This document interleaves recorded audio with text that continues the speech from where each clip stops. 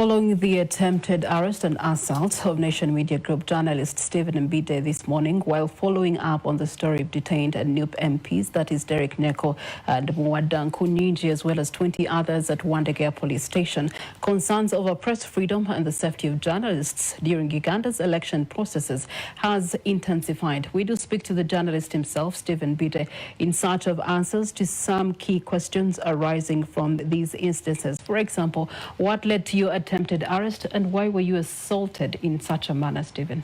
You know, Priscilla, it wasn't my first time standing near Wandegeya Police Station. Whoever has been following Morning at NTV has been seeing me at traffic lights of Wandegeya near the police station itself. Even sometimes the camera person, Brian Karondo, could even show you the entrance to Wandegeya Police Station. But this time around, I was just standing a few meters from the main gate of Wandegeya Police Station. So some of the police officers who are aligned at the entrance, they came to me asking me, what are you doing here? I told them I'm a journalist, I work with NTV, and from here, we are here to just follow up on what those you arrested yesterday during the campaigns, to ascertain how many were they, how many do you still have here, but also I've seen Lewis Rongoya. I want to engage him to let me know what they are here to do. So after they asked me, show me your identification. I pulled out my ID. I showed them the ID that's here. So for them, they were okay. They said, okay, you can be here, but we don't want other people to come here and crowd. So what I was with the camera person, Brian Kayondo. So one of the officers was at the entrance of the police station, at the main door. So he saw us, and then he ordered them, arrest him, arrest him. So I told him, but I've already showed you my ID. You've seen it, and you've known that, you even say that, you know what, you can't stand here. So the next thing I saw was one of them coming, tying me and then putting me down. Within no minute, many of them were like 8 of them surrounding me. I'd ask them, but now I've showed you my ID, I've told you I'm a journalist, you see our cameras. One of them even pulled the tripod, walked towards the entrance. They wanted to confiscate the cameras.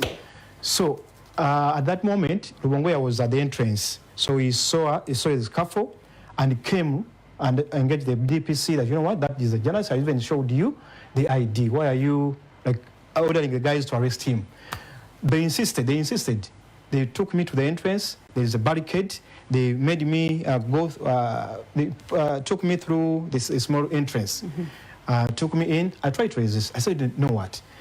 I'm a journalist. I've showed you my ID. I'm here for work. I'm just here to follow up on what exactly happened. So why are you taking me down? They put me down, and that's how we were able to so as of this hour, you would have been behind cells. However, what saved you was your identification as a journalist and insisting on that. How important is that for journalists to ensure that while they are in the line of duty and fire, especially through this electoral cycle, they can have as much identification and as much say about their work as possible? Yeah, identification is key. That's why I was putting, or even in the pictures, the footage you've seen, I even showed them that, you know what, this is my corporate shirt, has Nation Media Group.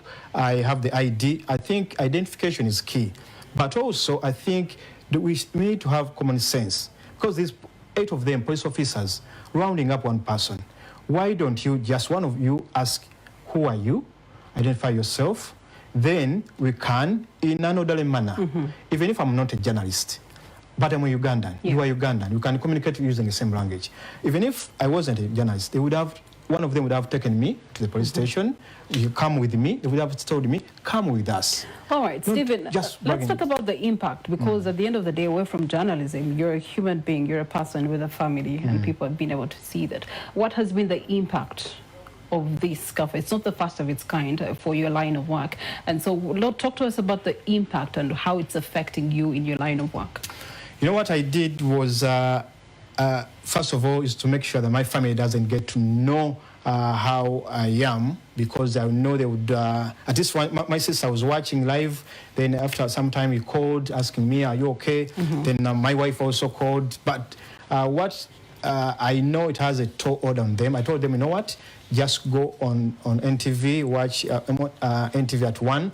You will see that I'm okay. though I have small bruises on my leg here, but also on the hand, I feel not badly injured. Like, for example, yesterday, one of our colleagues, Kibika Steven, the camera person, was battered.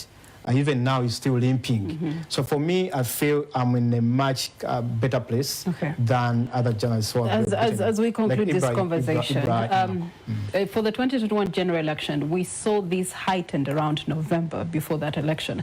Today we're in March, and already we're seeing journalists being affected in the line of work. What do you believe should be the role of government, the role of security forces, even the role of the Electoral Commission in protecting the freedoms of the press during an election cycle? You know, incidentally, last week we had a meeting, we saw a meeting that was happening, telling journalists that they have to go to Chankwanzi for patriotism class or Kada course. But for me, I feel they need, first of all, take these police officers, security officers. They need to know that journalism is not a crime.